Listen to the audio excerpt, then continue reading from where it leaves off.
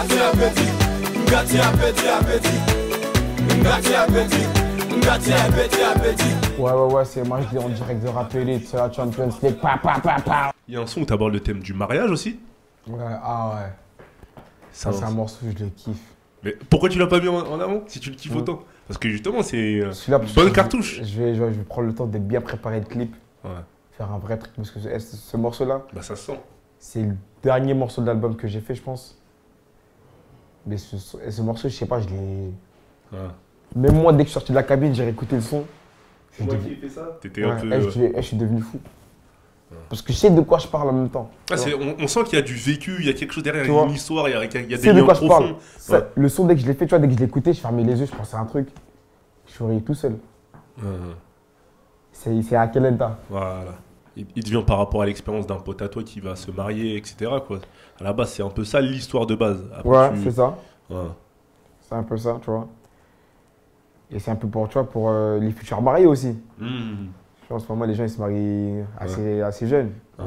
Ça te permet de toucher un public plus mature, tu penses? Ah ouais. Que simplement les afro-trap un peu plus ambiançants, entre guillemets. Ça n'a rien à voir avec les afro-trap. Voilà, bah oui, là ça n'a rien à voir. Clairement. Ça n'a rien à voir du tout. On va dire, les gens, dès qu'ils vont écouter l'album, je pense qu'ils vont être choqués aussi. Tu vois, ils vont être choqués. Parce qu'on va dire, dans les afro-trap, pour les textes, je ne me suis pas trop cassé la tête. Tu vois. Mais dès qu'ils vont voir l'album, ils vont dire, ah ouais, en fait. T'as dit Tite Boré, voilà, beaucoup plus abouti textuellement, où tu parles un peu plus de toi. Est-ce que sur les afro-trap, t'avais une certaine retenue à parler de toi, ou c'est parce qu'en fait, ça te traversait pas l'esprit? Ça me traversait pas l'esprit. Hein, toi, j'écrivais comme ça. Par exemple, Champions League.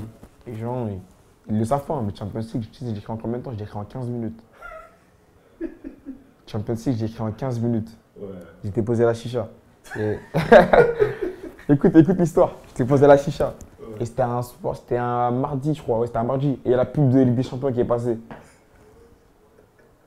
Après, je me suis dit, attends, et si on fait un son de Champions League? On met tout le monde avec les maillots d'équipe de foot, tout ça. Et un pote à moi, il s'appelle Saber. Il m'a dit, vas-y, fais-le. Hop, je me suis mis à taper, tan. Et au refrain, je me suis dit, vas-y, je crois. Vas-y, on va représenter tout le monde. 7-5, c'est la Champions League 9-1, tu vois. Aussi simple que ça. Aussi simple que ça. Et ça a pété. Ça a pété. Et la prod aussi, elle était lourde ouf. Et on me l'a envoyé par mail par Rob White, je sais pas si c'est qui. C'est lui qui a fait l'Astra Gradure, la Rosa, tout ça. Je suis toujours en contact avec lui. Il m'envoie régulièrement des prods dès que ça me tape direct. Par exemple, hier, il m'a envoyé une prod, je suis devenu fou. C'est pour ça que je parle d'Afrota partie 7 là. Hier, il m'a envoyé une prod, j'étais loin. Et en fait, toi, tu mises vraiment sur la simplicité. Tu te prends pas la tête plus que ça sur le textuel. Parce qu'étant donné que la simplicité, c'est ce qui a fait que tu as eu un buzz monstre. Tu continues dans cette ligne, en tout cas pour les afro-trap. Si je suis bien ta façon de penser, tu as les afro-trap où tu te prends pas la tête, t'ambiance. Et tu as les morceaux d'album beaucoup plus aboutis textuellement, musicalement, où là, tu fais de la musique, on va pas dire de haute qualité, mais on se comprend, quoi. J'ai l'impression que tu sépares en deux tes sons, toi, dans ta tête. Ouais, j'essaie de... Je suis entre les deux, comme tu dis. Hein. D'un côté, je vais faire que de l'ambiancement. D'un côté, je vais faire vraiment texte. D'un côté, je vais essayer d'assimiler les deux. Voilà, après, je me dis, il ne faut pas trop que je me prenne la tête. Oh. Parce que c'est en se disant, ouais, il faut que j'écris un truc de ouf, qu'on va écrire un... qu'on va pas être naturel. Après, moi, je préfère rester naturel, tu vois.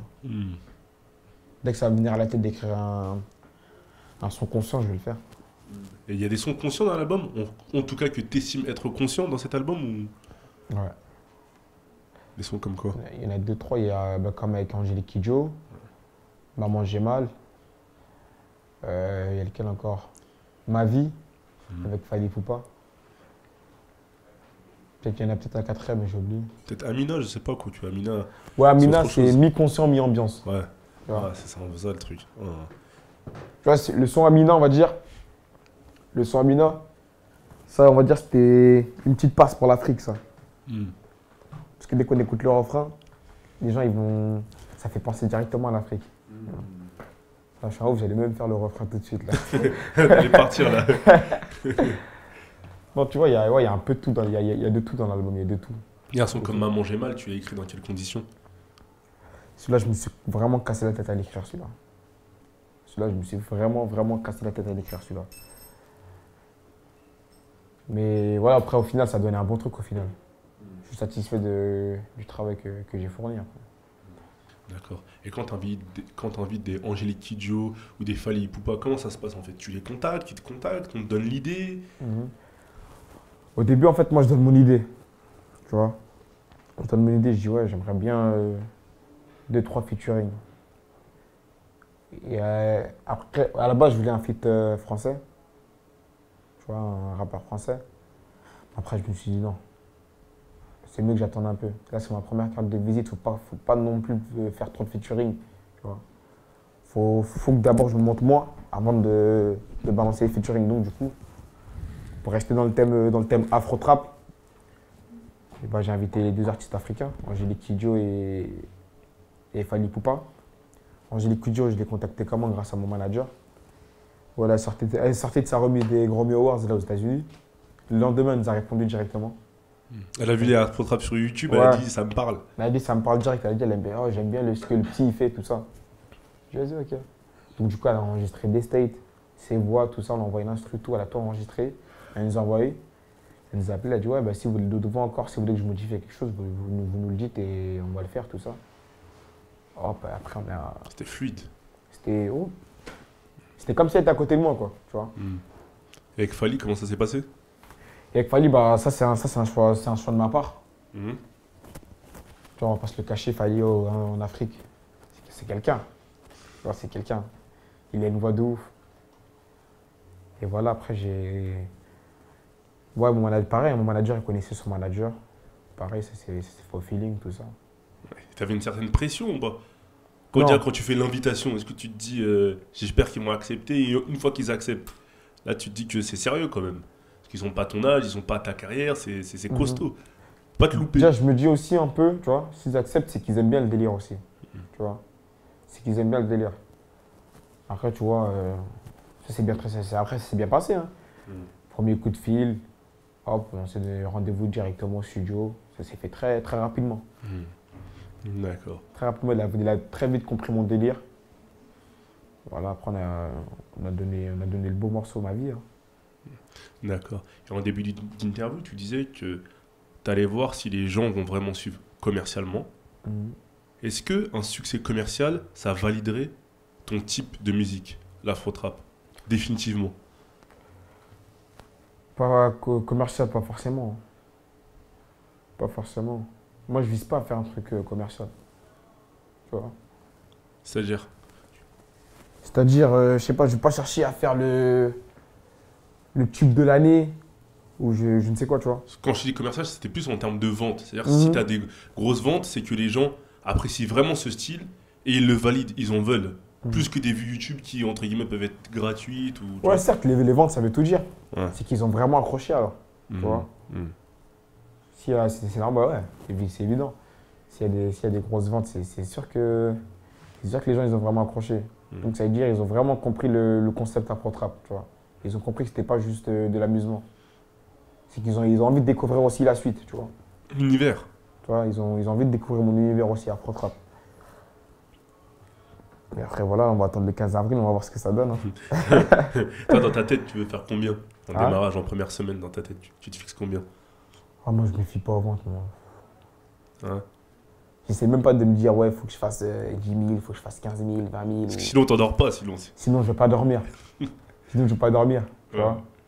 Sinon, j'allais toujours, ouais, qui a acheté mon album? Oh, je vais tous les compter. 1, 2, 3, 4. Tu vois, je me dis pas tout ça, tu vois. Ouais. Après, si je suis là, si ça marche, je dis merci. Hein. J'espère de tout faire que ça va marcher. Après, tu devais évoluer comment? Plus vers ce type de morceau un peu plus calme, un peu plus posé, tout en ayant des sonorités africaines, ou tu penses que tu vas toujours faire de l'afro-trap à côté, ambiance, tout ça? Non, pas toujours de l'afro-trap. Quand on reste trop longtemps sur le même délire, ça peut saouler les gens. C'est ça le truc aussi. C'est ça. Même moi, je le ressens, tu vois. Dès que j'entends toujours des ta. Ça y est. Bon, mollo quand même, tu vois. Faut pas toujours. Tu vois. Certes, l'afro-trap c'est bien, mais faut pas trop rester dessus. Ouais, après, c'est vrai qu'après l'album, là, j'essaie de travailler encore sur ça, tu vois. De voir ce que je vais faire par la suite. Mais ça va pas que rester sur l'afro-trap, ça va être un truc encore plus ouvert. Ouais. Et t'arrives à vivre de ta musique aujourd'hui, sachant que tu fais beaucoup de scènes, etc. Ton modèle économique, il se passe plus sur la scène, c'est ça? Là, je m'y habitue un peu. Ouais. Ouais. Je m'y habitue. Tout ce qui est concert, showcase, tout ça. Je m'y habitue. Après, là, ça va, c'est normal. Tu vois. Ouais. Quand on commence à faire une dizaine de dates, après, ça passe normal. C'est fluide. Ah, c'est comme un travail en fait, Ouais. quoi, à la fin. C'est comme si j'allais au travail après. Voilà. Hop, il y a un showcase. Parce qu'avant, dès qu'on m'a annoncé le premier showcase, je suis devenu fou. Ouais. Hop, je pars chez le coiffeur, hop, dernier contour, tout. Je pars m'acheter la dernière veste, tout. Faut que je sois carré, hop, hop. Après, vas-y, maintenant. Tu es en jogging, quoi, Ouais. en showcase. Non, quand même pas. On respecte quand même la boîte. Mais après, vas-y. Là, après, là, c'est bon. Il n'y a plus de peur de monter sur scène. Ça passe crème. T'as jamais fait un beat sur scène ou en club? Jamais un beat. Un truc où les gens ils sont pas dedans, ils suivent pas. Pas pour le moment. Ne jamais dire jamais, hein. Mais pas pour le moment. Ouais. Pour le moment, non. En fait, moi, dès que je monte sur scène, avant de faire mes morceaux, je vais faire en sorte de chauffer le public d'abord. Par exemple, le truc de Booba, je sais pas si vous avez vu la vidéo au petit journal là. Ouais. Où j'ai éteigné la lumière. Ah oui, Sortez si, vos tu les téléphones, prépares. tu vois. Tu les mets dans une. Tu les conditionnes en fait. Voilà. Tu vois, je les mets dans des bonnes conditions. Tu vois, je les chauffe de ouf. Ouais, par là, faites du bruit, ouais. C'est chez vous, si c'est Paname la Champions League. Ouais, c'est nous, tu vois. Comme ça, tu vois, même si tu vois, il commence à répondre un peu, tu vois, il commence à être à l'aise. Et hop. Ouais. T'arrives pas tout de suite bruit de décoffrage. D'abord, tu prépares un peu. Ouais, je prépare un peu. Ouais. Je prépare bien. Tu vois. Ouais. Et après, voilà, après, je fais mon morceau. Généralement, ils accrochent directement. Pour l'instant, j'ai pas eu de beat pour l'instant. D'accord. Parce qu'on peut, on va dire, même dès qu'on écoute mes morceaux, juste tu vas écouter l'instru d'abord, ta tête, elle va bouger tout seul. Ah, t'es obligé en fait. vois, Les t'es obligé de sonorités bouger font que. Tu vois, t'es obligé de bouger la tête. Et après, tu vas entendre une gimmick qui ressort à chaque fois. Un truc archi simple. Fais le move, fais le move. Tu vois, ça va venir tout seul. Ouais. Ça vient tout seul. D'accord. C'est ça le secret. Attention, on va te prendre la formule. Fais attention, il y en a qui arrivent sur toi fort. Non, c'est pas grave s'ils reprennent la formule, c'est pas grave. C'est de la musique. Hein, voilà. Ouais, tu prends pas la tête, cool. Même là, tu vois, il y a des gens, ils reprennent le terme afro-trap. Tu vois, ils mettent des dièses afro-trap. Moi, ça me fait plaisir, moi. Tu vois, il y a des gens, ils pensent, ouais, mais ils sont en train de te copier, tout ça. Il n'y a pas de copie. Si c'est ça, tout le monde a copié sur quelqu'un, alors. Tu vois. Moi, tu vois, je me dis pas parce qu'il a mis afro-trap, alors que c'est moi qui ai mis afro-trap en premier, tu vois. C'est pas parce qu'il a mis afro-trap que je veux dire, ouais, il m'a copié. Tu vois. C'est plutôt, t'as ouvert une voie, limite. Ouais, ça c'est te fait tout, plaisir, c'est quoi, limite. C'est tout. Ouais. Et avec ce premier album, quel objectif tu vises? Quel objectif c'est d'être validé encore une deuxième fois. Parce que là, on m'a validé, on va dire, par rapport au but sur YouTube, tout ça. Mais là, il faut qu'on valide sur le vrai travail. Tu vois. Là, j'ai vraiment pris le temps, je me suis vraiment posé, je me suis vraiment cassé la tête. Et après, voilà, c'est le public qui va juger, là. Et les artistes comme Booba ou Black M que tu as rencontrés dans ta jeune carrière, est-ce qu'ils te conseillent aujourd'hui? Tu as gardé des contacts avec eux? Comment ça se passe? Ah, les deux, ouais. Bah, Booba, d'ailleurs, on va dire, je parle de Booba d'abord. Bah, le temps d'étudier de Booba, comment ça se passait? Avant de monter sur scène, il passait me voir. Il me donnait quelques conseils. Ouais, si je suis bien, tout ça. Franchement, hyper cool. Cool de ouf. Les deux artistes, même quand je les voyais, on dirait que c'était mes grands frères. Tu vois. Ils venaient me voir, ouais, c'est bon, t'as tout, ouais, bien, tout ça, nanana, comment ça se passe, ouais, j'aime bien ton délire, tout ça. Et après, Booba, tu vois, après la fin de ton délire, tout ça, il me donnait des conseils, tout ça. Ouais, c'est quand tu sors ton album, il fait ci, il fait ça, essaye de faire ça, tout ça. Cool de ouf. Black M, pareil.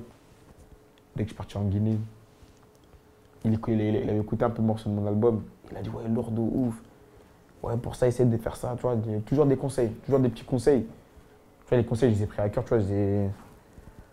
Tu les écoutes? Ouais, je les écoute, tu vois. Parce que, tu vois, c'est deux artistes qui ont un beau parcours quand même. Tu vois.